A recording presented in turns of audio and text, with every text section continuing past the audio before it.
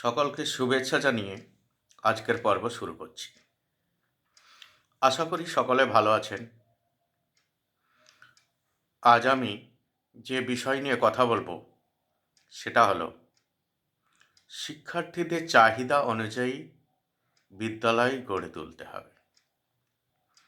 হ্যাঁ, শিক্ষার্থীদের চাহিদা অনুযায়ী বিদ্যালয় গড়ে তোলা দরকার।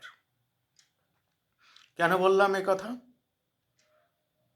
দেখুন, আমরা যে বিদ্যালয়গুলো দেখি সেগুলোতে বাংলা, ইংরেজি, অঙ্ক, বিজ্ঞান, ইতিহাস, ভূগোল এইসব বিষয় পড়ানো হয় মাধ্যমিক স্তরে। এইচএস স্তরে কিছু সাবজেক্ট বাছাই করার সুযোগ থাকে, কিন্তু মাধ্যমিক স্তরে সেগুলো থাকে না। তাহলে মাধ্যমিক স্তরে কী কী বিষয় পড়ানো হয়? বাংলা, ইংরেজি, অঙ্ক, ইতিহাস, ভূগোল এগুলো তো হয়, মেনলি বইভিত্তিক বিষয়। এর সাথে সাথে কি হয়?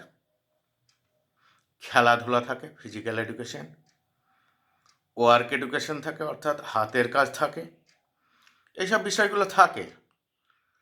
আমরা শহর হোক, গ্রাম হোক, সব বিদ্যালয়ে কিন্তু এই বিষয়গুলো ছাত্রকে পড়তে বাধ্য করা হয় একরকম। সে যেমন ধরনের, যেমন মেরিটের ছাত্র হোক না কেন, তাকে মাধ্যমিক স্তরে এই বিষয়গুলো নিয়ে পড়তেই হয়। অর্থাৎ স্কুল মানেই এখন শুধু পড়া আর পড়া। মুখস্থ করো, পরীক্ষা দাও, নম্বর পাও, পরের ক্লাসে উঠে যাও, এই তো।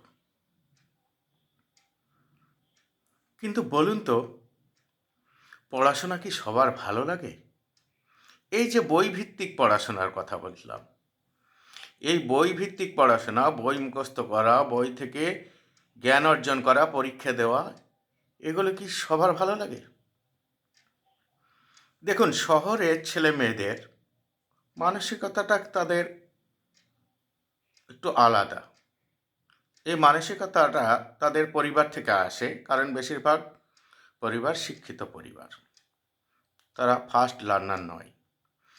কিন্তু গ্রামের ক্ষেত্রে যে সমস্ত ছেলেরা আসে বিদ্যালয়ে, তারা বেশিরভাগই হচ্ছে ফার্স্ট লার্নার।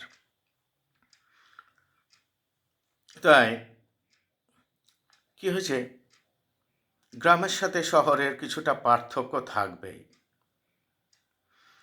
তাই শহরের বিদ্যালয়ে ছেলেমেয়েরা পড়াশোনা, অর্থাৎ বইভিত্তিক পড়াশোনা ভালোবাসলেও গ্রামের অধিকাংশ ছেলে মেয়েদের এই পড়াশোনা ভালো লাগে না। কি বললাম? গ্রামের প্রায় বলতে গেলে 90% ছেলে মেয়েরই হয়তো পড়াশোনা মোটেও ভালো লাগে না। পরিবর্তে তারা কি ভালো লাগে তাদের? বিভিন্ন কাজ দেন, একদম নিখুঁতভাবে করে দেবে। খেলাধুলা, হ্যাঁ, অনেক বেশি দক্ষ গ্রামের ছেলেমেয়েরা, প্রশিক্ষণ ছাড়াই অনেক অনেক বেশি দক্ষ খেলাধুলায়। আর কি, কিছু ছেলে মেয়ে আছে যারা গান করতে পারে, অনেকের কণ্ঠ ভালো, অনেকে ভালো নাচ করতে পারে, অনেকে ভালো ছবি আঁকতে পারে। কিন্তু এই প্রতিভাগুলোকে ধরে রাখার কি কোনো ব্যবস্থা আছে? এমন অনেক ছেলে আছে যারা কোথাও এগুলো শেখে না, নিজে থেকেই এই প্রতিভাগুলোকে বেরিয়ে আসে। যাই হোক, যেটা বলছিলাম, গান, নৃত্য, খেলাধুলা, ছবি আঁকা, তবলা শেখা, যেমন গিটার, এসব বিভিন্ন বাদ্যযন্ত্র বাজানো অনেকেই পারে। তাহলে বলুন তো, কেন সবাইকে জোর করে বাংলা, বিজ্ঞান, ইতিহাস, গণিত, ইংরেজি শিখতে বলা হবে, শিখতে বাধ্য করা হবে? আমরা কি শিশুর চাহিদাকে গুরুত্ব দেব না? তার কোন দিকে ইচ্ছা জাগছে, সে কোন বিষয়টাকে শিখতে চাইছে, সেই তো স্বাধীনতার আগেও যা ছিল, স্বাধীনতার পরে এত বছর পরেও শিশু তার চাহিদা অনুযায়ী বিদ্যালয় পাচ্ছে না। বলুন তো, গান শেখার স্কুল কোথায়, নাচ শেখার স্কুল কোথায়, খেলাধুলার স্কুল কোথায়? কেন শুধু সাধারণ বিদ্যালয় গড়ে উঠবে? তাই তো, শুধু সাধারণ বিদ্যালয়, যেখানে বাংলা, ইংরেজি, ইতিহাস, ভূগোল, অঙ্ক এইসব পড়ানো হবে, আর কিছু হবে না। তাহলে যাদের এগুলো শিখতে ভালো লাগে না, তারা কোথায় যাবে? যাদের অন্য প্রতিভা আছে, সেই প্রতিভাগুলো কিভাবে বিকশিত হবে বলুন? সেই ছাত্রটা কি শেখার সুযোগ পাবে না?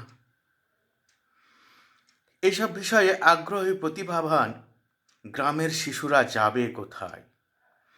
কেন এদের জন্য ব্লক স্তরে অন্তত একটা করে বিদ্যালয় গড়ে উঠবে না, যেখানে তারা খেলাধুলা শিখতে পারবে, গান শিখতে পারবে, নাচ শিখতে পারবে, ছবি আঁকা শিখতে পারবে, যার যেদিকে প্রতিভা সেদিকে এগিয়ে নিয়ে যাবে? না, গড়ে উঠবে না।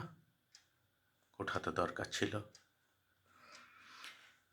আবার বলুন তো, আমরা দেখি সাধারণত কিছু বাচ্চা প্রতিবন্ধী থাকে,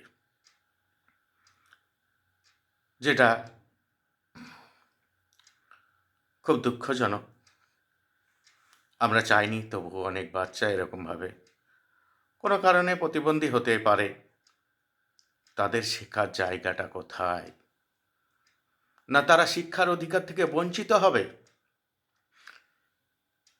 শহরে, জেলা লেভেলে, মহকুমা লেভেলে হয়তো দু একটা বিদ্যালয় থাকে, প্রতিবন্ধীদের শেখার সুযোগ থাকে, কিন্তু গ্রামের বিদ্যালয়দের জন্য, গ্রামের ছাত্রছাত্রীদের জন্য ভাববে কে? গ্রামের ছাত্রছাত্রীরা তো সাধারণ বিদ্যালয়ে ভর্তি হয়। প্রতিবন্ধী ছেলেরা সাধারণ বিদ্যালয়ে ভর্তি হয়ে কি শিখবে? তাদের তো শেখার কোনো ব্যবস্থা নেই। না আছে তাদের শেখার উপকরণ, না আছে তাদের প্রতিবন্ধী শিশুদের শেখানোর জন্য শিক্ষক শিক্ষিকা। তারা কি বিদ্যালয় পাবে না? শিক্ষার সুযোগ পাবে না? সংবিধানে কি তার অধিকার দেওয়া হয়নি? কে বলবে তাদের কথা?